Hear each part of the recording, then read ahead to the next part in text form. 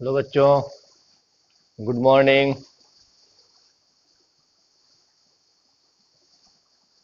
उम्मीद है सभी लोग अच्छे होंगे और अच्छे से पढ़ाई कर रहे होंगे।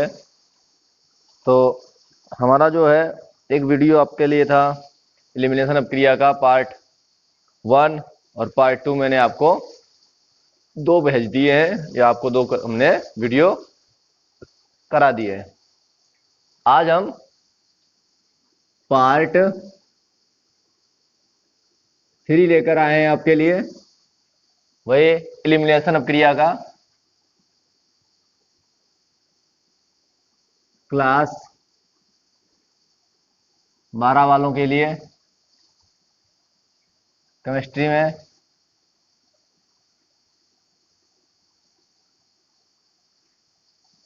केमिस्ट्री में जो है हम पार्ट 3 करेंगे। क्या पढ़ रहे थे हम? Elimination reaction.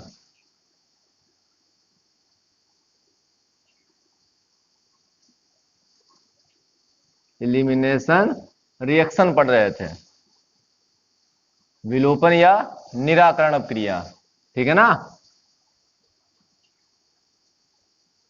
विलोपन या निराकरण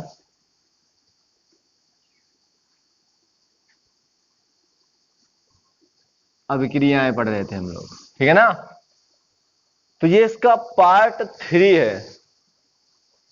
तो पार्ट 2 में जो है मैंने आपको कुछ बातें बताई थी, कुछ मैंने आपको रिएक्शन दिखाई थी। तो वही रिएक्शन मैं यहां पे लिखता हूं और पार्ट 3 में आपको क्या नया है फिर मैं वो आपको समझाता हूं। ध्यान से देखना कि मैंने क्या क्या किया था।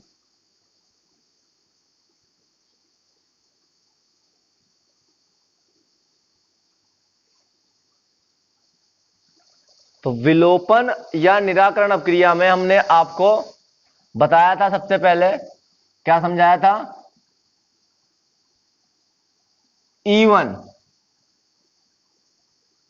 रिएक्शन।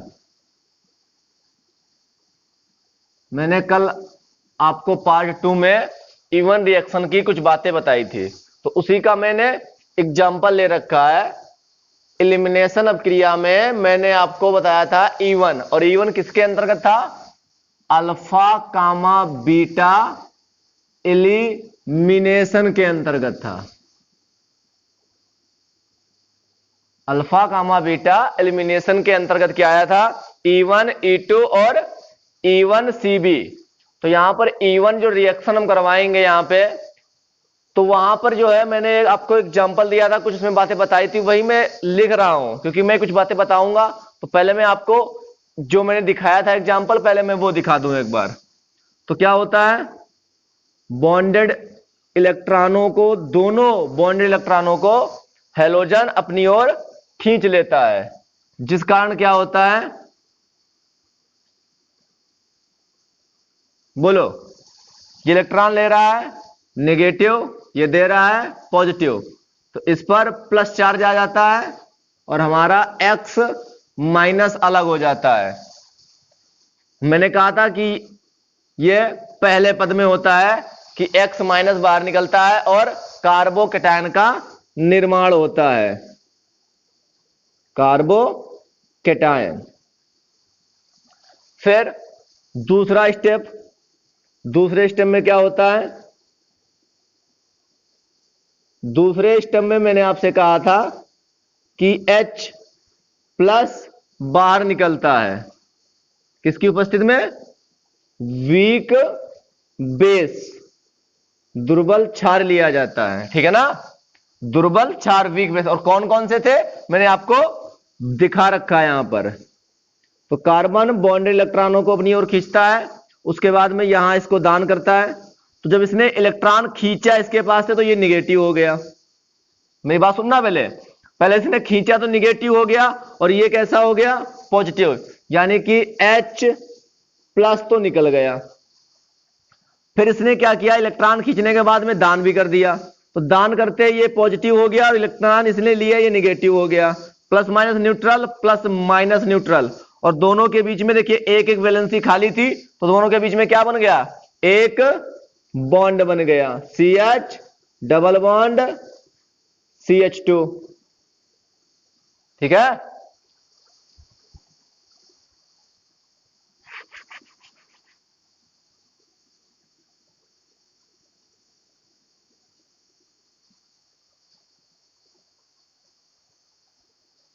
बन गया। तो ये मैंने कहा था कि पहले स्टेप में होता है कि X माइनस निकलता है, दूसरे स्टेप में H प्लस। ठीक है ना। तो यहां पे देखिए मैं आपको क्या बताने जा रहा हूं, और किसका निर्माण हुआ था, एल्कीन का निर्माण हुआ था। तो यहां पर आप लिख सकते हो मुख्य बिंदु, लक्षण, विशेषताएं, जो भी आप लिखना चाहो आप लिख सकते हो। मुख्य बिंदु, लक्षण हेडिंग डाल लीजिए, विशेषता डाल लीजिए, हेडिंग जो भी आप डालना चाहो। ठीक है ना। इसमें से आप जो भी हेडिंग डालना चाहें वो आप डाल सकते हैं।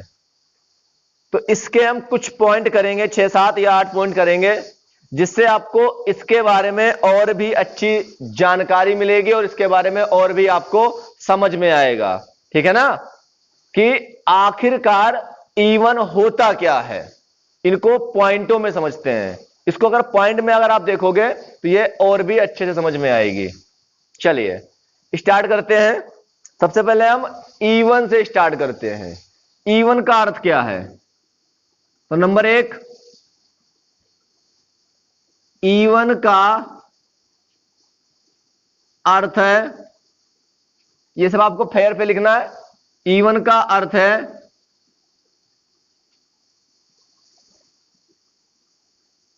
Uni molecular, unimolecular elimination,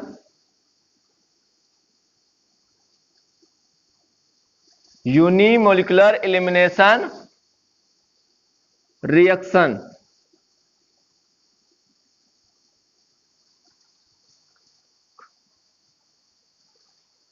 Hindi में क्या बोलेंगे, इवन का अर्थ है यूनिमोलिकुलर एलिमिनेशन रिएक्शन, हिंदी में बोलते हैं इसको है एकाणुक,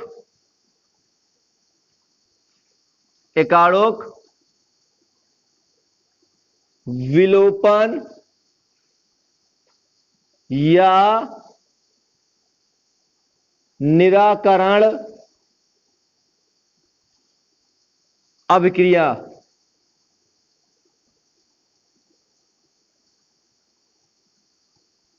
ये इसका हिंदी में अर्थ हो गया।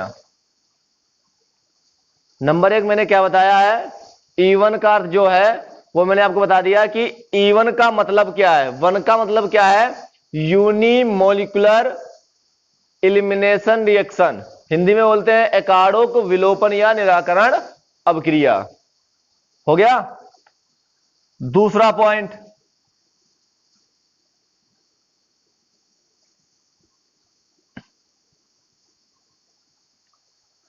पहला पॉइंट मैंने आपको समझा दिया कि इवन का अर्थ क्या था। अब दूसरा पॉइंट क्या है इसमें देखो और देख के बताओ क्या हुआ था, कार्बोकैटायन बनता है। इसमें पहले पद में, इसमें पहले पद में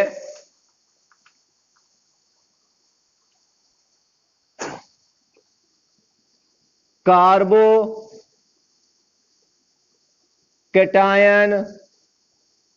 का निर्माण होता है। इसमें पहले पद में कार्बोकैटायन का निर्माण होता है। ठीक है ना। फिर तीसरा नंबर, तीसरे नंबर में क्या होता है, जहां पर कार्बोकेटायन का निर्माण होता है, क्या बताया था मैंने, वहां पर क्या होगा, वहां पर रीअरेंजमेंट होता है। जहां पर कार्बोकेटायन का निर्माण होता है वहां पर रीअरेंजमेंट होता है। तो क्या लिखेंगे, इस अभिक्रिया में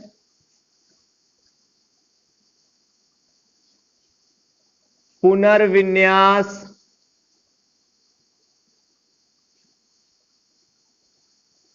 हो सकता है।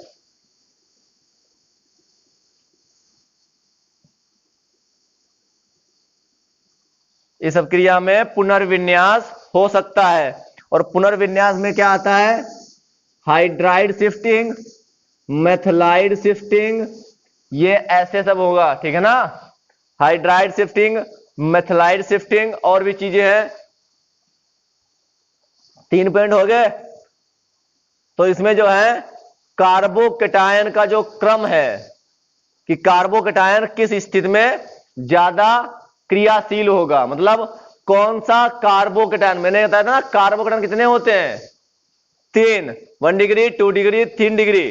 तो इनमें से कौन ज्यादा E1 देगा, मतलब कौन सा कार्बोकेटायन अच्छे से E1 अभिक्रिया को प्रदर्शित करेगा। तो उसका जो क्रम है, कार्बोकेटायन का जो क्रम है वो है 3 डिग्री सबसे ज्यादा देगा, सबसे अच्छा देगा कार्बोकेटायन, 2 डिग्री 3 डिग्री से थोड़ा कम, 1 डिग्री से लेकिन ज्यादा, और 1 डिग्री जो है यानी कि 1 डिग्री कार्बोकेटायन सबसे बेकार देगा। क्या देगा सबसे बेकार, E1 अभिक्रिया। 3 डिग्री कार्बोकेटायन E1 अभिक्रिया सबसे अच्छी देता है, 2 डिग्री ये 3 डिग्री से थोड़ा कम देता है लेकिन 1 डिग्री से अच्छी अभिक्रिया देता है E1, और 1 डिग्री सबसे बेकार E1 अभिक्रिया दे देता है, ठीक है ना। सबसे बेकार 1 डिग्री, सबसे अच्छी 3 डिग्री, ठीक है ना।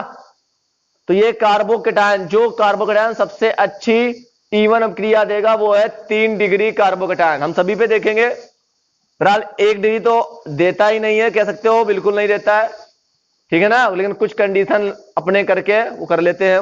3 डिग्री और 2 डिग्री अच्छे से करेंगे, देखेंगे समझेगा एग्जाम्पल अभी। तो 3 पॉइंट आपके हो गए, लिख लिए ना आपने, लिख लिए, चलिए इनको मिटाते हैं।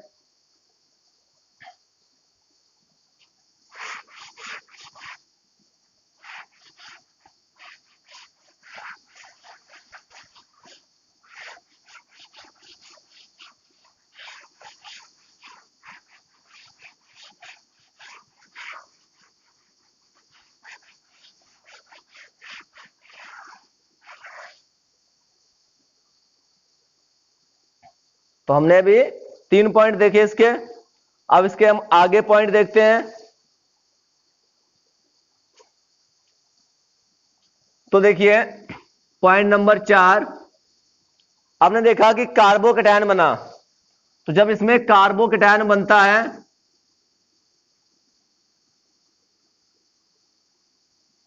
तो इसमें दोनों अभिक्रियाएं होती हैं। कौन सी दोनों अभिक्रियाएं, SN1 भी होता है और SN1 और E1 दोनों होता है। तो इसमें E1 भी होगा और SN1 भी होगा। पहचानेंगे कैसे कि E1 कब हो रहा है और SN1 कब हो रहा है, तो E1 तब होगा जब होगा हाई टेम्परेचर। क्यों, क्योंकि मैंने बताया था कि E1 जो है वो कैसी अभिक्रिया है, कैसी है, एंडोथर्मिक अभिक्रियाएं होती हैं। E1 जो अभिक्रियाएं होती हैं वो एंडोथर्मिक होती हैं, ठीक है ना, एंडोथर्मिक। और जो SN1 है वो लो टेम्परेचर पर होगी, ठीक है ना, लो टेम्परेचर। क्यों, क्योंकि ये एक्सोथर्मिक होती हैं, एक्सोथर्मिक, ऊष्मा क्षेपी अभिक्रियाएं, ऊष्मा शोषी अभिक्रियाएं। तो इसीलिए जो है कार्बोकेटायन बनने के कारण इसमें E1 भी होता है, SN1 भी, मतलब E1 वाला प्रोडक्ट भी बनेगा और SN1 वाला भी प्रोडक्ट बनेगा। E1 में इसमें जो है एक मेजर होगा और एक माइनर होगा, एक मुख्य उत्पाद होगा और एक से उत्पाद होगा, ठीक है ना। तो कौन सा मुख्य उत्पाद है और कौन सा से उत्पाद है ये समझना। देखिए अगर हमने हाई टेम्परेचर ले रखा है, हाई मतलब उच्च ताप ले रखा है, तो E1 होगी, और जब E1 अभिक्रिया होगी तो वहां पर ये मेन प्रोडक्ट हो जाएगा। और अगर हमने लो टेम्परेचर ले रखा है, मतलब कम ताप ले रखा है, तो वहां पर SN1 हो जाएगा, मतलब इसका प्रोडक्ट जो बनेगा वो मेन हो जाएगा, मुख्य हो जाएगा, लेकिन बनते दोनों हैं, ठीक है ना। जब भी आप ये रिएक्शन करवाओगे तो कार्बोकेटायन बनेगा, और कार्बोकेटायन बनने के बाद दोनों अभिक्रियाएं होती है। कब? जब आप टेम्परेचर को बढ़ाओगे, जैसे कि आपका कार्बोकेटायन बना, तो कार्बोकेटायन जब बना तो आपने टेम्परेचर क्या रखा है, बढ़ाया या घटाया? बढ़ा दिया, तो हाई टेम्परेचर पर E1 होने लगेगा। लेकिन अगर आपने उसी अभिक्रिया में टेम्परेचर को कम कर दिया तो SN1 होने लगेगा। मैंने आपको कल एग्जांपल में दिखाया भी था कैसे क्या होता है। तो नंबर 4 आपको क्लियर हो गया। इसमें E1 तथा SN1, इसमें कार्बोकेटायन बनने के कारण E1 तथा SN1 दोनों उत्पाद या दोनों अभिक्रियाएं हो सकती हैं। क्या लिखोगे? इसमें कार्बोकेटायन बनने के कारण उच्च ताप पर, देखिए जितना अच्छा आप डिफिनेशन को बना पाए, मैं फिर से रिपीट कर रहा हूं, सुनिए आए और भी अच्छा बनाने के। इसमें कार्बोकेटायन बनने के कारण उच्च ताप पर E1 अभिक्रिया तथा निम्न ताप पर SN1 अभिक्रिया होती है। हो गया। नंबर 5 लिख लीजिए अपने आप, जो मैं वीडियो में आपको बना के दिखा रहा हूं या बना रहा हूं, तो अगर आप हिंदी नहीं लिख पा रहे हैं तो आप उसे पुनः रिपीट कर लेना, ठीक है, एक बार फिर से देख लेना या बैक कर लेना उसको, ठीक है ना। अब बात करते हैं इस रिएक्शन की रेट। तो रेट ऑफ रिएक्शन, जो रेट ऑफ रिएक्शन होती है, रेट ऑफ अभिक्रिया की दर, हिंदी में बोलते हैं अभिक्रिया की दर। तो जो अभिक्रिया की दर होती है वो बराबर होती है के ब्रैकेट, क्या लिया था हमने यहां पर, बोलो क्या लिया था हमने यहां पे, जो एग्जाम्पल लिया था बताओ उसका नाम क्या लिया था? एल्केल हैलाइड लिया था या हेलो एल्केन लिया था? जो भी आप लेना चाहो यहां पर वही लिखना, हेलो एल्केन, ठीक है ना। जब मैं आपको एग्जाम्पल में दिखाऊंगा, तो जब रेट ऑफ अभिक्रिया की दर ये है, तो यहां पे देखिए नंबर 6 ऑर्डर, ऑर्डर मतलब कोटि होता है, कोटि। तो अभिक्रिया की कोट कितनी हुई, यहां देखो कितनी पावर है, घात कितनी है, हेलोल्केन जो यहां पे ले रहे थे उसकी पावर कितनी, 1, तो कोट कितनी हुई इसकी, 1 कोट हो गई। तो हिंदी में क्या लिखोगे, मैं एक बार बोल देता हूं, ध्यान सुनना मेरी बात। इस अभिक्रिया की दर बराबर, इस अभिक्रिया की दर इस प्रकार है, अभिक्रिया की दर बराबर के, ये आपका वेग स्थिरांक होता है, कांस्टेंट होता है, स्थिरांक है ये हमारा, और ये समान ब्रैकेट है, और हेलोल्केन, ब्रैकेट के अंदर हेलोल्केन, जो भी हम कंपाउंड लेंगे, ठीक है ना। और यहां पे देखिए ऑर्डर, इस अभिक्रिया की कोट 1 होती है, ये इसकी हिंदी है, इस अभिक्रिया की कोट 1 होती है, ये इसकी हिंदी है।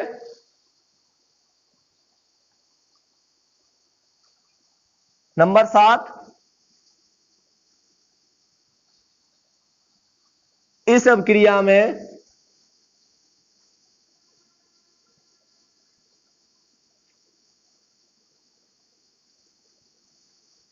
दुर्बल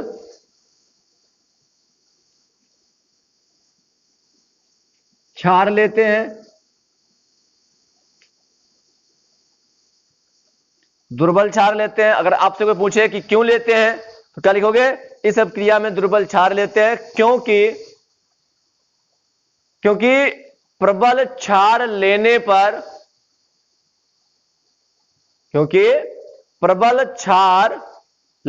पर क्षार में उपस्थित OH माइनस X के निकलने का वेट नहीं करेगा और जाकर कार्बन पर अटैक कर देगा। समझ रहे हो मेरी बात को?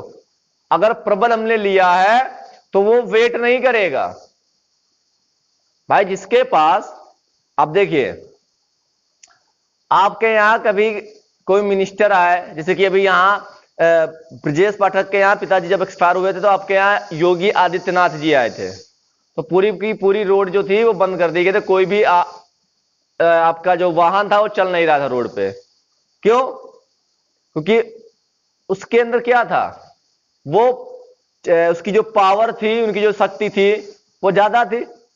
अगर उनके सामने अगर हमारे नरेंद्र मोदी आ जाते तब, तो वो उनके लिए वो वही करते ना, क्योंकि नरेंद्र मोदी की पावर हमारे योगी आदित्यनाथ से ज्यादा है।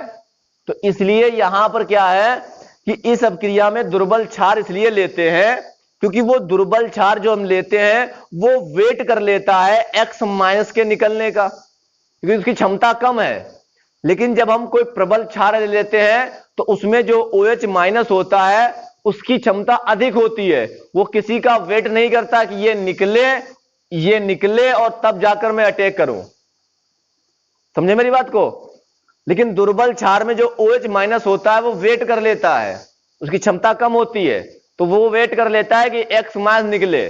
जैसे कि मान लीजिए कोई इंसान किसी घर में चोरी करने गया, आप फिल्म देखते हो, फिल्म में विलन क्या कहता है, उसके मां को उसकी बहन को उठा लेके लाओ।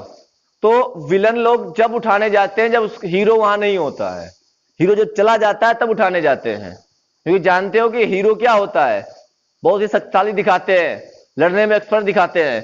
तो यहां पर OH माइनस जो दुर्बल लेते हैं क्षार, वो इसकी तुलना में कमजोर होता है।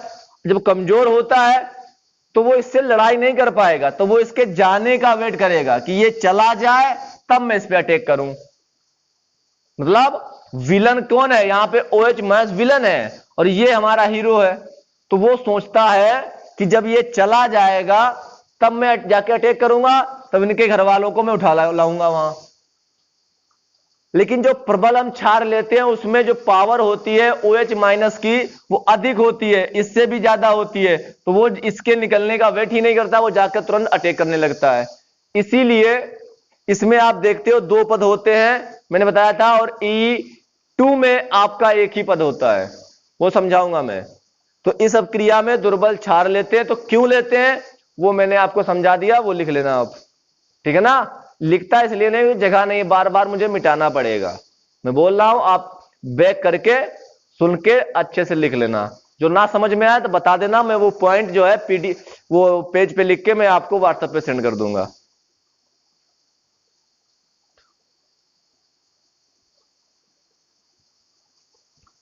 अगला पॉइंट,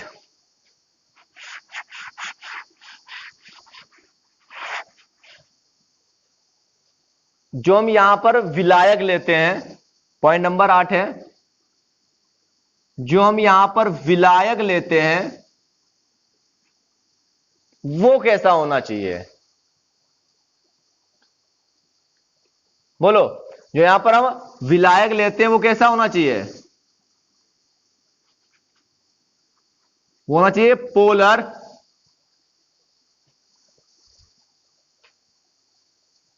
पोलर प्रोटिक होना चाहिए।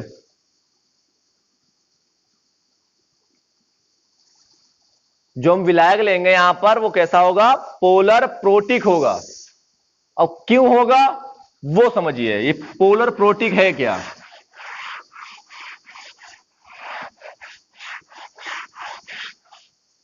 हर एक बात को सुना ध्यान से। पोलर प्रोटिक, पोलर मीन्स क्या होती है? ध्रुवी, ध्रुवण। तो जो हम हेलो एल्केन लेते हैं, जैसे कि मान लीजिए मैंने ये लिया था, R ये लिया था। तो देखिए यहां पे जो बॉन्ड है कार्बन और हैलोजन के बीच में, वो बॉन्ड कैसा है? वो पोलर है। क्यों? क्योंकि ये इलेक्ट्रोनेगेटिविटी, इसकी विद्युत ऋणात्मकता अधिक होती है, जिसके कारण इस पर पार्शियल नेगेटिव रहता है, क्योंकि बॉन्डेड इलेक्ट्रॉन हमेशा इसकी ओर रहते हैं, ये अपनी ओर खींचता है, पार्शियल नेगेटिव और पार्शियल पॉजिटिव। हो गया। तो विलायक करता क्या है? विलायक करता यह है कि यहां पर कार्बन और हैलोजन के बीच में जो बॉन्ड लगा होता है उसको तोड़ने का कार्य करता है, उसको वो वीक कर देता है। प्रबल था, पोलर आने से, एक पोलर विलायक आने से ये कमजोर हो गया, इसको आसानी से तोड़ सकते हैं। पोलर मतलब जिसके अंदर खुद प्लस माइनस हो, या डाई इलेक्ट्रिक, ठीक है ना, द्विविद्युत स्थिरांक जिसका अच्छा हो, जैसे कि पानी हमारा H2O का डाई इलेक्ट्रिक स्थिरांक, डाई इलेक्ट्रिक जो होता है, द्विविद्युत स्थिरांक जो होता है वो अधिक होता है, सबसे ज्यादा होता है जल का।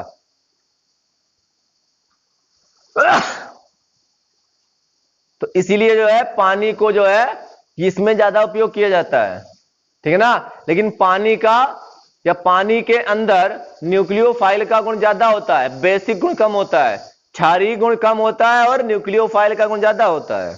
अल्कोहल में न्यूक्लियोफाइल का गुण कम होता है और क्षारीय माध्यम ज्यादा होता है। तो यहां पर क्या हुआ कि यहां पर डाई विद्युत स्थिरांक जो है किसका ज्यादा होगा, वो आकर इस बॉन्ड को तोड़ेगा। तो यहां पे इसका पोलर होना बहुत जरूरी है। जब तक कोई प्लस माइनस नहीं होगा वो पोलर आकर इसको तोड़ नहीं पाएगा। जब ये जितना ज्यादा पोलर होगा उतने ही जल्दी ये टूटेगा। फिर यहां लिखा है प्रोटिक।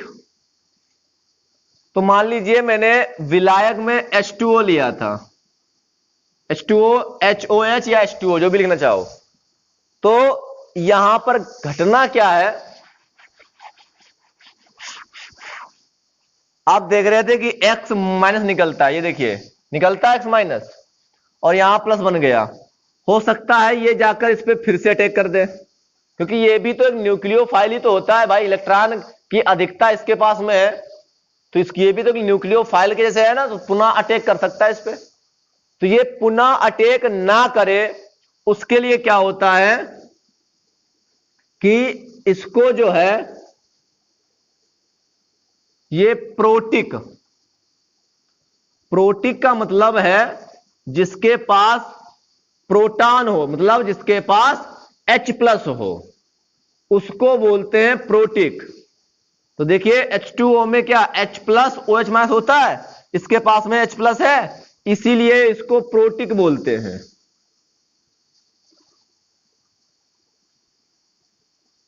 हो गया, ये चीज थी यहां पे।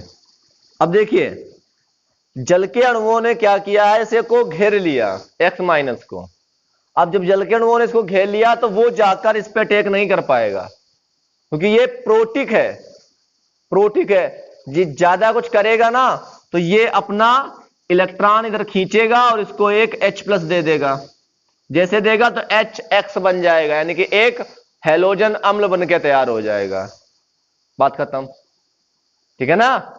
तो इसीलिए जल के अणु यानी कि पोलर प्रोटिक। तो पोलर क्या होता है कि सबसे पहले आकर कोई पोलर इस बंध को तोड़ता है, जिसके कारण X माइनस निकलता है। और प्रोटिक का मतलब है कि जो आकर इस X माइनस को घेर ले, जिससे ये पुनः इस कार्बोकेटायन पर, उसी अभिक्रिया में जो कार्बोकेटायन बनता है उस पर अटैक ना कर पाए, क्योंकि ये एक न्यूक्लियोफाइल भी तो बन जाता है X माइनस, जिसके पास इलेक्ट्रॉन की अधिकता है NU, न्यूक्लियोफाइल बन गया ना। तो इसलिए ये पुनः उसी पे अटैक ना कर दे, इसीलिए विलायक लिया जाता है पोलर प्रोटिक, जिसके अंदर ध्रुवणता हो। आप चेक कर सकते हो, ऑक्सीजन की विद्युत ऋणात्मकता अधिक होती है हाइड्रोजन की तुलना में, पार्शियल नेगेटिव पार्शियल पॉजिटिव। हो गया, पॉजिटिव इधर हो गया ना। तो ये पोलर हो गया, ये भी कैसा था, पोलर था। तो इसीलिए यहां पे क्या लिया जाता है, पोलर प्रोटिक लिया जाता है। तो ये जो मैंने पॉइंट बताए हैं आपको, ये पॉइंट आप याद करोगे अच्छे से, फिर मैं इसका एग्जाम्पल करवाऊंगा आपको।